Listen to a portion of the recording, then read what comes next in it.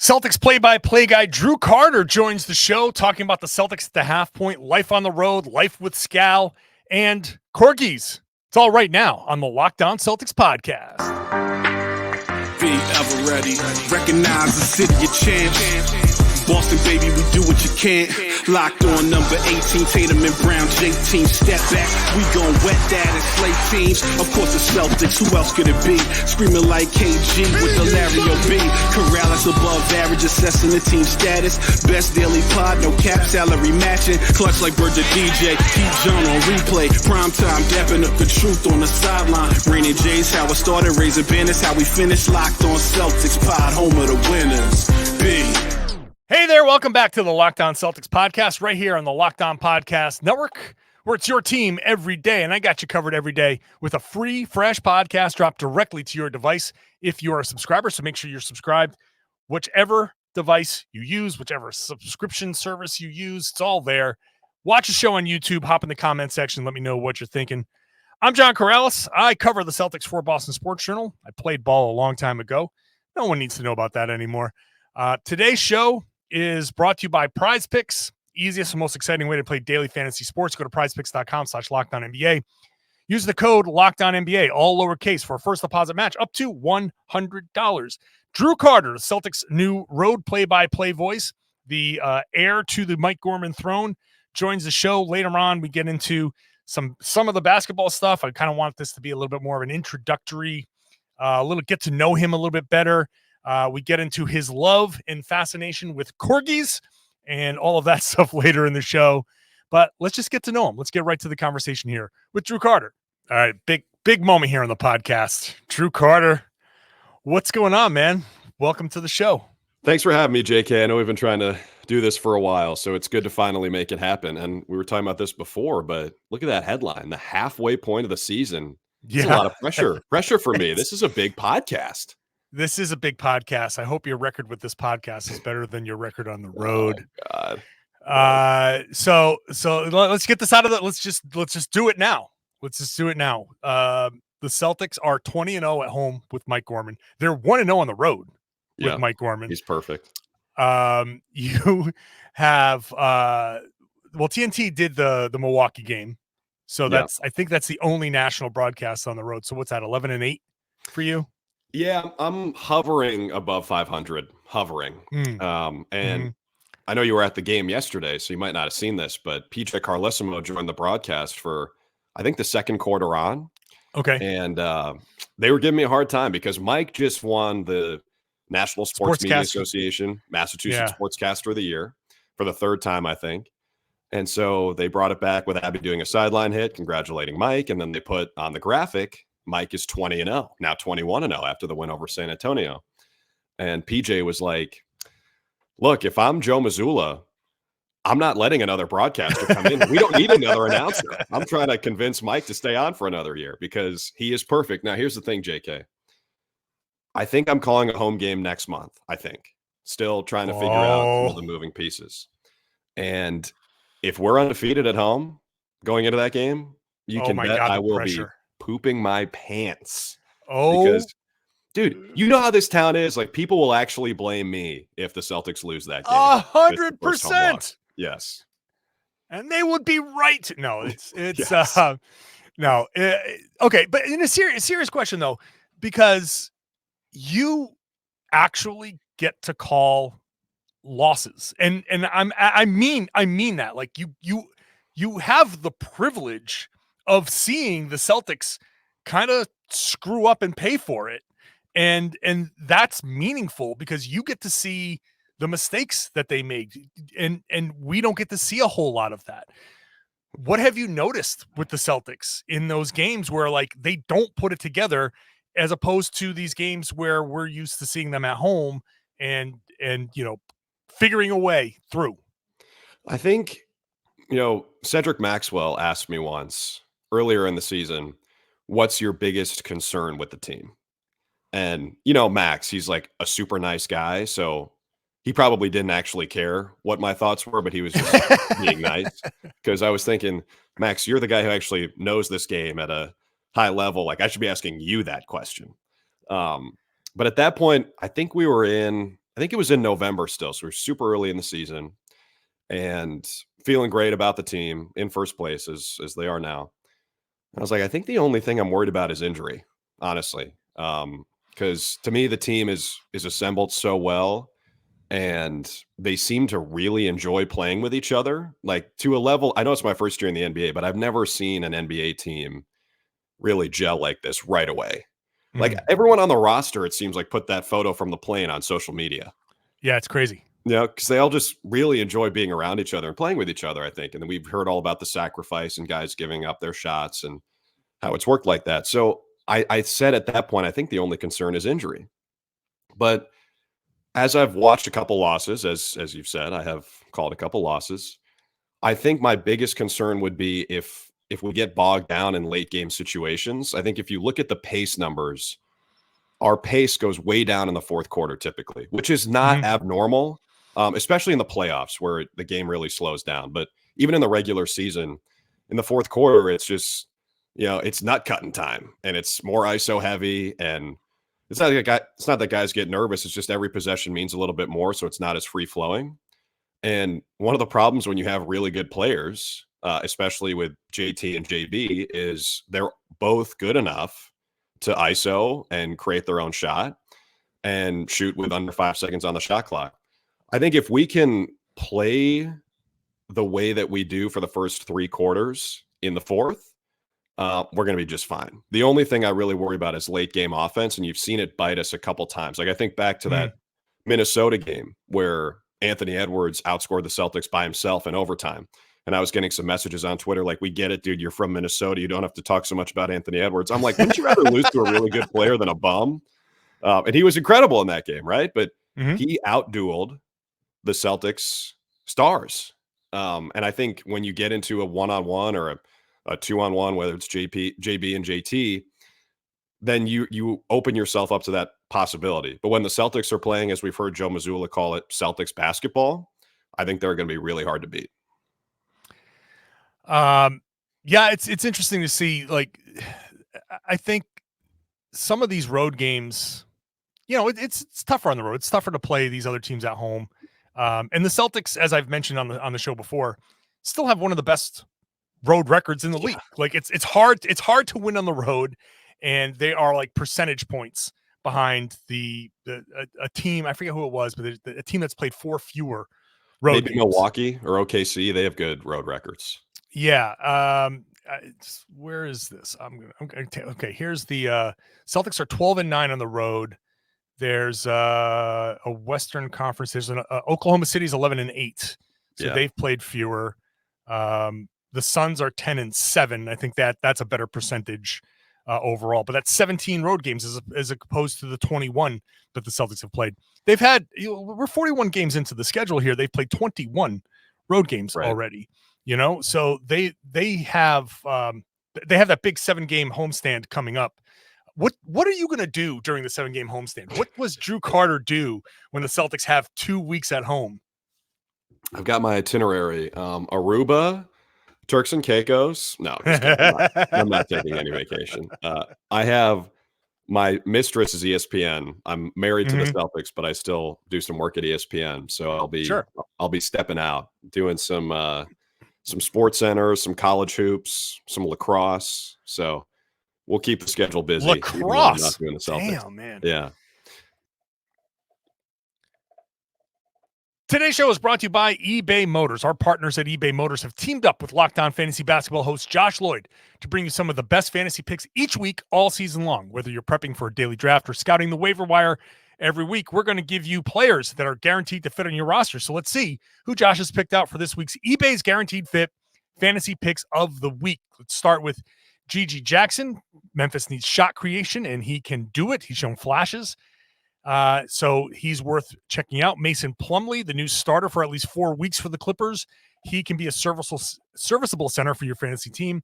Jabari Walker, if you want to take a flyer, he started next to Jeremy Grant, and so he could have some value. Marvin Bagley with Daniel Gafford in concussion protocol. He has a shot at some nice minutes for his new team in the short term. But I'm going to focus on Aaron Nesmith, whose role should be more secure now in Indiana. with Bruce Brown gone, his shooting and defensive value is an important element there for getting those fantasy minutes. And playing alongside Pascal Siakam, who's going to draw some of that defense, suck in the defense with his ability to get into the paint, I think Nesmith's going to have even more opportunities to go out there and shoot. So if he is available somewhere in your fantasy league, I would say this would be a great time to pick him up, or start, if you have him, play him a lot more than you might have been by now. Josh Lloyd from Locked On Fantasy Basketball is going to help you win your fantasy championship. And eBay Motors knows a championship team is about each player being a perfect fit. Same with your vehicle. With over 122 million parts for your number one ride or die, you can make sure your ride stays running smoothly. From brake kits, LED headlights, roof rack, bumpers, whatever your baby needs, eBay Motors has it. And with eBay Guaranteed Fit, it's guaranteed to fit your ride the first time, every time, or your money back. Plus, at these prices, you're burning rubber, not cash. Keep your ride or die alive at ebaymotors.com. eBay Guaranteed Fit is only available to U.S. customers. Eligible items only. Exclusions apply. Thank you for making Locked On Celtics your first listen every day. Go check out Locked On Sports Today. It's the first ever 24/7 streaming channel here on YouTube. Go check it out. Forget all the fake argument shows. Get real meaningful conversation 24 hours a day, 7 days a week. It's a fun way to keep up with all the big sports stories. Now let's get back to the conversation with Drew Carter. You're kind of like Grandy in a way. Grandy is like the man does not stop working. He covers and he does all the Celtics road games. And then he goes leaves the Celtics game and goes and does MMA, then sleeps for 45 minutes, then wakes up and does something else. The guy is like the voice of 20 different things. Are you that type of person? Are you just going to always be like, yeah, I can't just do one job. I got to do 10 different things. Well, I like doing all that stuff. That's the thing, JK. It's like, it sounds pretty corny, but my favorite thing to do is talk about sports. I would be doing that even if I weren't working.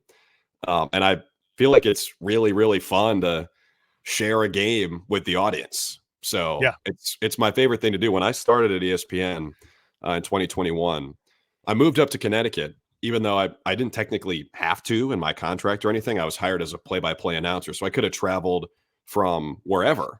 But I was living in Alabama at the time. I had spent 2 years there. I was ready for something new, and I really wanted to do some studio stuff. So I just moved up there because they're going to they'll fly in Herm Edwards from California for studio work. They're going to fly Drew Carter in from Alabama to the studio. I got to be there and be available as a utility guy.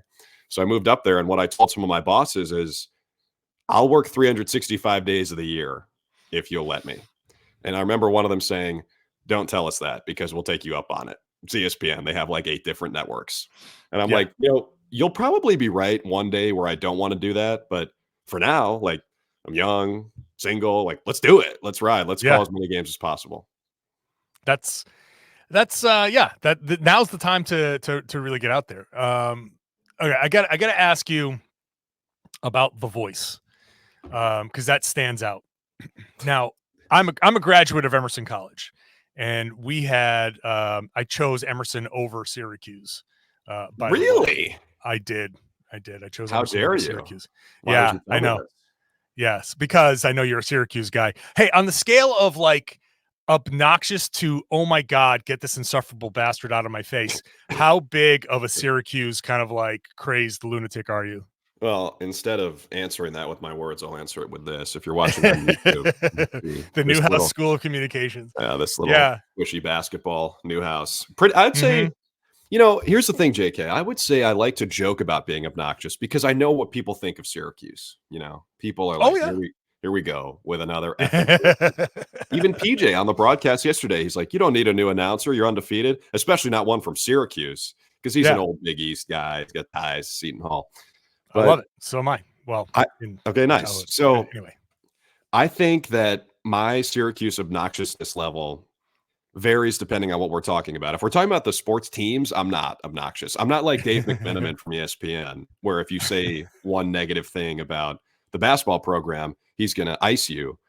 I'm more like, we're not that good this year. I get it. That's okay. Yeah. But when it comes to our broadcasting program, I will plant my flag Yeah, I'll Top-notch. tell you, hey, look, it's not even close. It's Larry Bird in the 3-point shootout. Who's coming in second? It's not even a contest. So I will say that Emerson, Syracuse was like was it Northwestern, Ithaca. Like there's a class photo of elite broadcasting schools that I think Emerson. I will plant my flag in the Emerson broadcasting program for sure.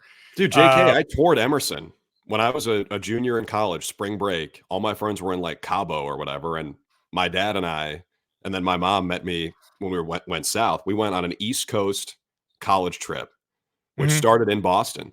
So I looked at BU, which I loved. And it's funny you brought up Sean Grandy. He's a BU guy. And Syracuse was also his second choice. But BU probably would have been my second choice, right? So it's funny how life works out. Loved BU, loved Emerson. I thought it was so cool how we were like right on the Boston Common basically during the tour. And then went down the East Coast and fell in love with Syracuse and decided I wanted to go there. But I did look at Emerson. I remember a lot of theater kids at Emerson. Lots of theater kids. Main memory. Lots of theater kids. Yeah. I remember getting ready for a basketball game and I'm in my pump up mode. I've got the music blasting and there's like theater kids in the room next door just pounding show tunes. And I'm like, this is not conducive to me playing well on the court. But I will say, I did pick the number 44 for Derek Coleman when I was in high school. That's how old I am. But I loved the Syracuse, that Syracuse team with Ronnie Cycli and Derek Coleman and what's his name? Pearl? That's a little bit older. You're not that old. I'm not that old. But anyway, that was like, I was always disappointed in Derek Coleman as a pro because I'm like, God, this guy could have been the best power forward ever. But anyway, although JK, he was disappointing, but sneaky decent pro career, like not a total bust, like some people I think remember him as. He half-assed his way to a really good career. That's how good he was. Right. He just could have been better than Tim Duncan, in my opinion. But anyway, side note. So at Emerson, we had a class called Voice and Articulation. Was there a class that got you this voice, or were you like at 4 years old going like goo goo gaga ma milk please? Is this just a God-given voice, or did that take some work to refine? We did not have a voice and articulation class at Syracuse. Oh Maybe man, I made the wrong decision. I had the worst Rhode Island accent. The worst. And I don't know if people know what the Rhode Island accent is. It is the worst possible mix of New York and Massachusetts. And they meet in Rhode Island and it is awful. It is the most unsexy accent a person can have. The voice and articulation class like stripped you through a lot of negative repetition and to get to this generic kind of voice, teach you how to speak with a more open throat. So you're not nasally. You're not like, all constricted in the throat, speak from your diaphragm a little bit more. Yeah. That was all in preparation, like a conveyor belt, just strip you of every personality in your voice, get you to a generic thing. And then when you go scattershot across the country, you just kind of fit in like tofu because it was the most generic accent. You went from the most unsexy accent to easily the most sexy accent in Celtics. Oh, yeah. Very, very generic. Yeah, there's nothing sexier than generic. That's what all the women have always told me. Today's show is brought to you by PrizePicks. PrizePicks is daily fantasy made easy. It's exciting. It's fun because all you have to do is pick 2 to 6 players, see their projections that PrizePicks sets, and say more or less. It's a very simple game. It's hard to get them all right because if you do get them all right, you can get 25 times your money. So go check it out. You don't even have to win all 6 to get 25 times your money. You can get something, or you can just stick with 2, and who knows? So go have some fun. You can combine basketball with other sports in their specials league. You can pick of your 6 players. One can be a football player. One could be a basketball player. One could be a golfer. You can go have some fun and mix it up. You can be sure that your player is going to be available to you because they offer a reboot policy. If one of your players is hurt in the first half and does not come back, that player is rebooted. PrizePicks is the only daily fantasy sports platform with injury insurance. So they've got quick withdrawals, easy gameplay, an enormous selection of players, stat types that make this easily the number one daily fantasy sports app. So go to prizepicks.com/LockedOnNBA. And as a bonus, if you use the code LockedOnNBA, you get a first deposit match up to $100. prizepicks.com/LockedOnNBA. That code is LockedOnNBA, all lowercase. Whatever you deposit up to $100, they will match it. So go check it out. It's a lot of fun. PrizePicks, daily fantasy sports made easy. Thanks for making Locked On Celtics your first listen every day. Go check out Locked On NBA, which I host on Wednesdays with Jake Madison.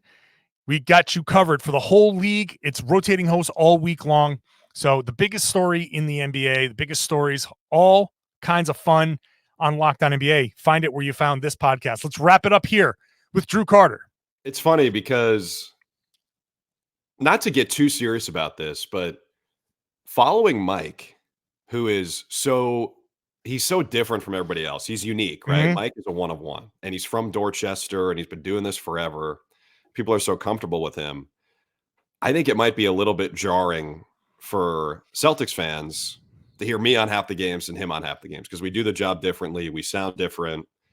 And it's sort of given me like an identity crisis kind of at the start, because I didn't know how much I should try to be like Mike, to quote one of my favorite movies back in the day, or if I should just be myself and be authentic. And that's kind of where I've landed. And Mike has been great with that, echoing that point, like, you got to be yourself, you got to be you. And same thing with the other mentors I've talked to, because I was really nervous about this. It's a lot of pressure following that guy. It's like being the dude who followed Tom Brady. And obviously that didn't go very well for the Patriots. Yeah.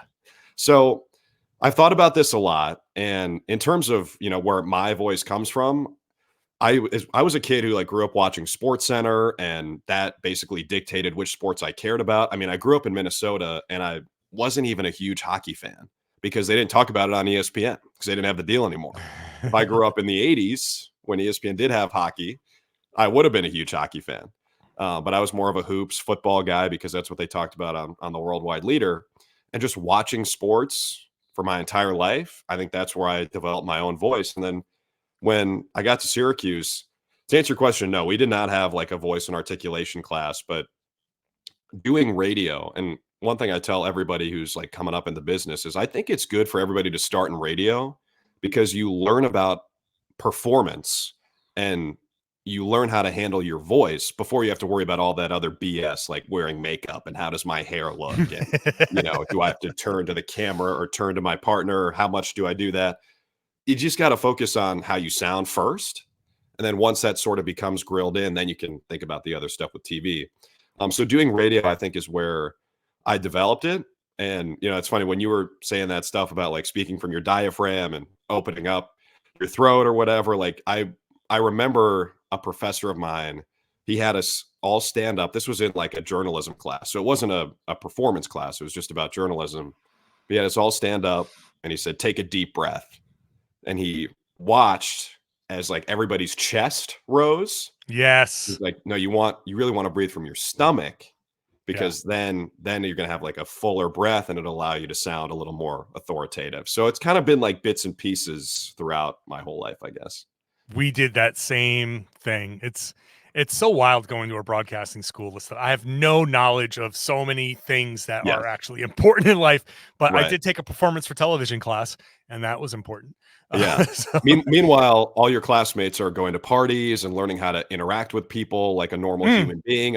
I missed out on all that, which is why I'm such a weirdo.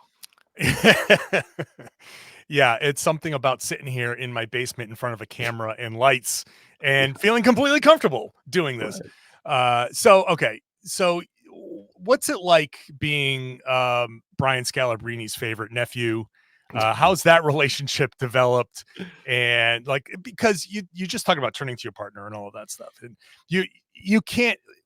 We know watching the broadcast when the two people don't have a good rapport, and you seem to have won Scal over pretty quickly mostly with your puns and the little phrases that you come up with. I think my read, you tell me if I'm wrong. My read is at first, Scal didn't know what the hell to do with you.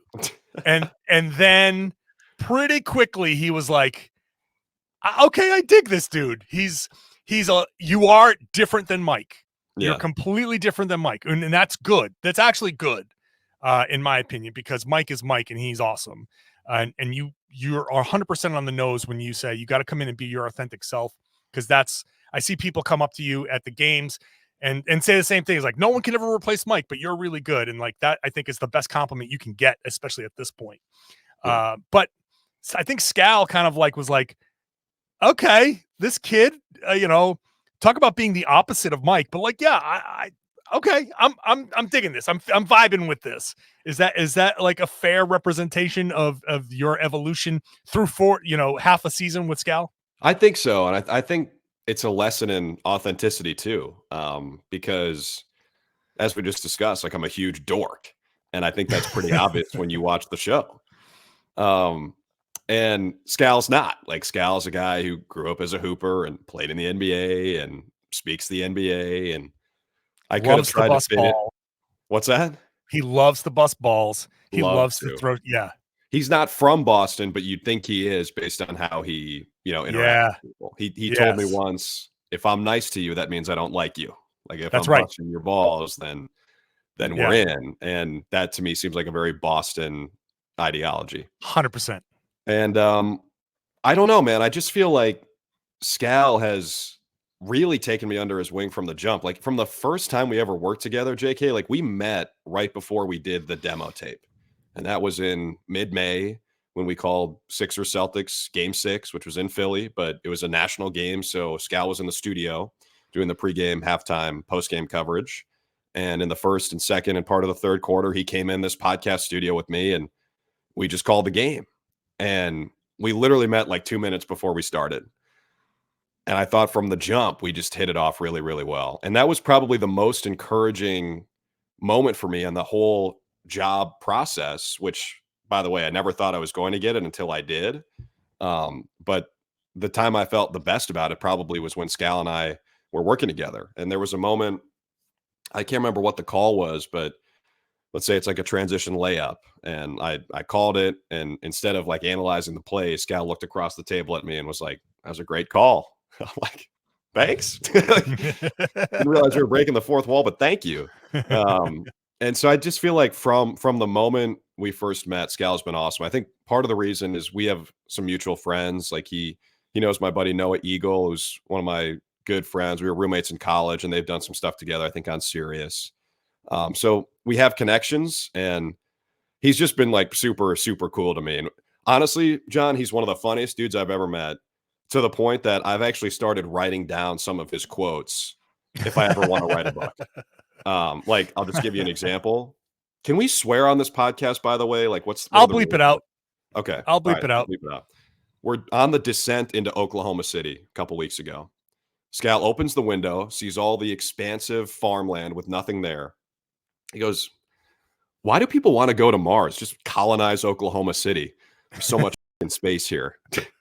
I'm just like, who says that? Like, I've never heard anyone say anything like that. So it's stuff like that, that to me is hilarious. And probably the most rewarding part of the job so far is the relationship that we've developed. Scal sees the world in a very unique way. He does. That's for sure. And quick-witted. Yeah, I had a sweater on at the game yesterday, the Spurs game, and it was a nice, for me, I'm 6'5", so I'm a big dude, and for me it was like a big bulky sweater, and he's like, that looks like a Kyle Kuzma sweater.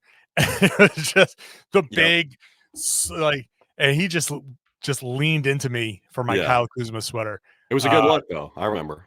I appreciate that, but he's he's quick with them. And it does force you to stay on your feet. I love the rapport that you guys have built already. And the lines you come up with, the one I tweeted it out about Jaylen Brown, the king of jam goes jelly because he went for a layup. What the hell, man? Where do you come? Did that just come to your head, Or like, are you sitting there in the morning, like drinking a coffee and you're like, oh, that would be good. Where does that come from? That one that you're referring to, that was organic. It was organic jam, which would probably run you like $8.99 at Whole Foods. But it was organic. And the reason I think the reason that came up is because so Jaylen Brown has more dunks than anybody his size in the NBA. And we ran a stat the other night. He's kind of a unicorn in his own right. He's like the only guy with a certain number of dunks and 3-pointers in the NBA.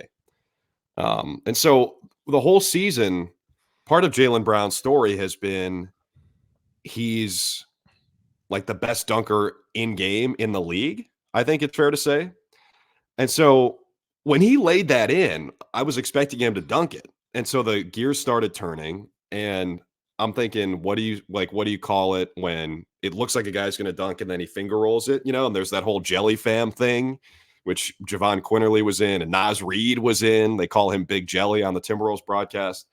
And so I went for it. King of the Jam goes jelly, because that's where the jelly thing comes from. Is there's no jam, it's jelly. And so I dropped it in there, and people seem to like it. The cool thing is like you miss 100% of the shots you don't take, right? So I've missed a few times this year. There's no doubt about it. And people are probably like, get this effing guy out of here with these puns and these lines. But if it lands for a certain segment of the audience, to me, it's worth it. And if it gives someone something memorable that maybe they can, I don't know, tweet about or like talk to their friends about, like, hey, did you hear that line? That was pretty funny. Then to me, it's worth it. Give me a taste of the day in the life on the road. Like when you're on the road with the Celtics, you have like a big West Coast swing. What's that like?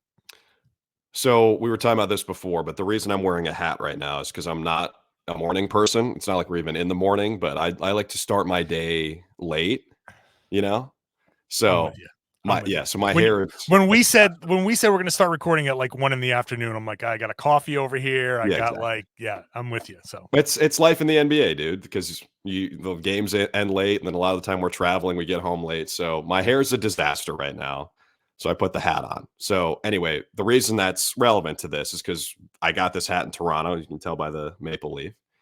And it was I didn't want to mess up my daily routine. I needed a hat. And I also couldn't go out in public with my current hair situation. So I went to the store, Roots, which was like 800 feet from the hotel, bought a hat, and then I could go about my business. What I like to do is go to a cafe or something, get a little taste of the town, and finish up my prep for the game. And then I have to print my boards. So I usually do that early afternoon, get a workout in. The bus from the hotel to the arena usually leaves about 2.5 hours before the game, because we got to get there and settle in a little bit. And then Missoula talks an hour and a half before the game. And then, we do the one-on-one interview. So got to be there for that. So it's amazing. Like the hours of the day sort of disappear. And I think a lot of people can relate to that, but it is really cool being on the road with the team. And Scal said the other night on the broadcast, like, you're always so happy, man. Like, you're the happiest guy I know. And I'm like, I appreciate that. I wish I were. I'm not always like this. But when you're traveling with an NBA team and you're in these arenas that are always packed, because even the road games, John, like we have a ton of Celtics fans at every game, best fan base in the league. And it's always juiced up in there. It's like, and the basketball obviously is amazing. It's like, damn, this life is a dream. So being on the road with the Celtics is like the coolest thing I've ever done professionally. And I'm always smiling. So you can, if you're walking around in like Memphis and we're playing the Grizzlies that night, you'll probably see me in a coffee shop, like tapping away at my computer. Like, you cannot wait for the game tonight. It's a really, really cool job. Yeah, it is fun, I will say. So every day, every game when I'm out there, like national anthem, I'm always looking around at the crowd. If you ever see me there, I'm always looking around at the national anthem. I'm always looking at how many people are in that arena. Yeah. And I look back down at the court. It looks so small in comparison to all of those people. And I just think, like, this is so cool to be out there doing what you love to do. Now, I played basketball and never, ever in an arena that big. To be out there and to be a basketball player and like, I'm going to play this game, and I'm so freaking good at this that all of these people came to watch me. Like, I just think about that. I'm like, this has got to be the coolest feeling in the world. And like, yeah, to be part of that is amazing. This is our way of being part of the NBA. So I totally feel that. It's a super cool feeling. So, all right, let's talk a little bit of basketball, a little bit more basketball here. 41 games in. I believe that the Celtics are in a class by themselves. Do you see that as Celtics as number one and kind of like a second tier behind them? Do you think there's another group that goes in there? How do you evaluate the Celtics here at the halfway point? You see them in a class by themselves, just in the East or in the NBA entirely? I think in the East specifically. Yeah. But in the NBA, I suppose like Denver can be in that mix just because, and that's who the Celtics play next. Because Jokic is a ton of respect for Jokic. I think he should have been in the MVP last year and will be again this year. But I still, the way the Celtics are playing, they might even separate themselves. This game against Denver could be where it's like, oh, okay, if the Celtics can win that game and look good doing it, I think you might get the reaction from a lot of people afterwards, like ESPN's. They're like, okay, Boston is in a class by themselves. Yeah, I go back and forth on that because obviously I want the Celtics to win, right? And so I'm biased toward them being the best. At the same time, it's just hard for me to put Denver anywhere but the first class based on what we saw last year. And even though they are different, they lost some depth. I worry about their bench a little bit. It's very inexperienced. When you have Jokic and Murray, and I think Aaron Gordon is perennially underrated. Like I watched Nuggets games this year, and there are times when he's the best player on the floor. Like there was a 6-minute stretch in a game a couple weeks ago where he was just dominating on both sides. Porter can get hot. Like everybody knows the Nuggets are really good. And so I would say that they're in that class with the Celtics. But in terms of the East, I do think it's Boston and everybody else. Milwaukee defensively, I just don't buy it. I know they crushed us at their place, but to me, I just don't think they're going to be able to get enough stops. And it's been a long-running argument on Inside the NBA on TNT, which I always love watching. And Shaq's like, they can get timely stops. That's all that matters. Same thing that they did with the Lakers. And Barkley's like, they're just not good enough defensively. You can't flip the switch like that. And I'm really interested to see how that plays out. I tend to think that if you're 25th in defense or whatever they are, it's going to be really hard to crank it up enough to be good enough defensively to win the championship. But they are really scary offensively, and they have one of the most clutch players in the NBA. With Philly, their metrics are off the charts, like almost as good as the Celtics, but I think their schedule's been a little lighter, and I think that when we get to the playoffs, they'll be most impacted by how the game changes. I don't think Embiid will be shooting 12 free throws a game in the playoffs. Could be wrong, but I think it's a little more physical. It's a little slower. I don't know if Maxi's going to be quite as good in the postseason as he's in the regular season. So I think you can ding the other contenders in the East. I mean, Indy now has Pascal Siakam. Maybe you think they're a contender, but I really don't. I don't think that moves the needle enough for them to be in that top three. And to me, the Celtics are pretty clearly the best team in the Eastern Conference. And for a variety of reasons, like what we talked about earlier with how much the team loves playing with each other. I think that they can beat you in more ways offensively than in the past couple years, right? Like we talk about Missoula ball and can you make enough threes and will you live by the three and die by the three? I don't think the team lives and dies by the three anymore. And the reason is Porzingis. Like he's such a cheat code. It's why I think he's actually going to be an all-star. Because if I'm a coach, the guy who keeps me up at night the most when we're playing the Celtics is Porzingis. And he totally changes the calculus offensively. So if he's healthy, to me, they should win the East. But as we know, like should and will are two different things because sometimes stuff gets in the way. Yeah, the Porzingis thing is a good call. If I have a fear, it's that he is almost too important to what the Celtics are going to do, and because he's the biggest fear of injury risk still, that he is, like you said, cheat code. He is that guy that in a playoff series, especially when we were talking about earlier, the game slows down so much. You just give it to him.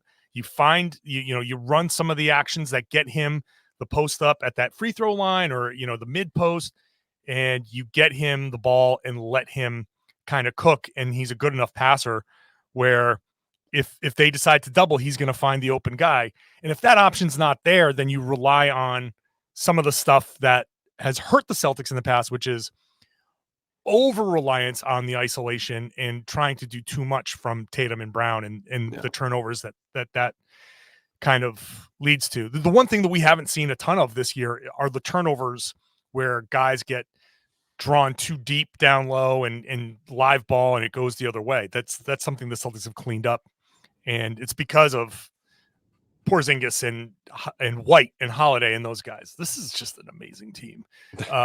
They're just so damn good.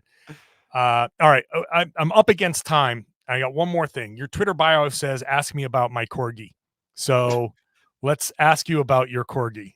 So Thor is my corgi. I have all this corgi memorabilia around my place. And in fact, I'm glad you asked because look at my pants right now. Let's see if I can get my corgi pants. I love it. I love it. I'm obsessed with corgis. I actually did that same move. The first time I hosted Sports Center, I was wearing corgi socks, and one of the top 10 plays was a corgi race. So nice. I demanded to do that play. I did the even numbers that day because it was number 10, which is BS. Should have been number 1, but it was number 10. So I did that, and then at the end of the show, Jay Harris, who I was doing the show with, was like, "So you're a big corgi guy, huh?" And I showed him my socks. I showed the world my socks, and it's basically my main personality trait, I would say, even more so than Syracuse, even more so than the fact that I talk about sports for a living, is the fact that I love corgis. So Thor is our family corgi. He's about 3.5 years old. He's a very handsome, sweet boy. We totally spoil him, but he deserves it. Sure. So it's corgis specifically. I love all dogs, and I sort of like cats too, but corgis specifically are number 1 for me. And it's funny because people are like, they shed so much. How can you have a corgi? No. If you're tough enough, it's okay. You can deal with the hair. You just gotta man up and deal with the hair. I am the biggest dog person as well. Yeah. So you have one? I got one sitting over here to my right, chewing on a one of those stuffed bones. He's a boxer mix. And I have so we rescued this guy. His name is Teddy, and he's like a 70-pound boxer mix. And my wife said, well, now I want one. And we got her this little 9-10 pound Yorkshire Terrier mix. We rescued that guy. And now that guy is, I'm surprised he's not here whining at me. He's always sleeping with us in bed. Like it's the wildest thing because like if my wife wanted to embarrass me, there's at some point every single night me lying on my back with my arm like this and the little tiny thing just kind of sleeping, and we're both like passed out always. And that's I made a meme. I made like an AI generator, like me, how I picture myself with dogs, and it was like me walking a pack of Rottweilers and how I actually am with dogs, which is me with this little teacup thing, like, oh, a little sweet guy. I can't. My favorite story when it comes to a dog, I was at a bar in New York. I lived in New York for like 7 years.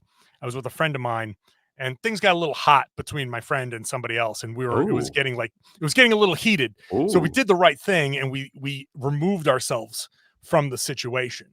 But we left the bar, and I was like really amped up, like he was looking at me like, okay, John, calm down. And there was a boxer puppy out there, and I immediately was like, oh, can I pet your puppy?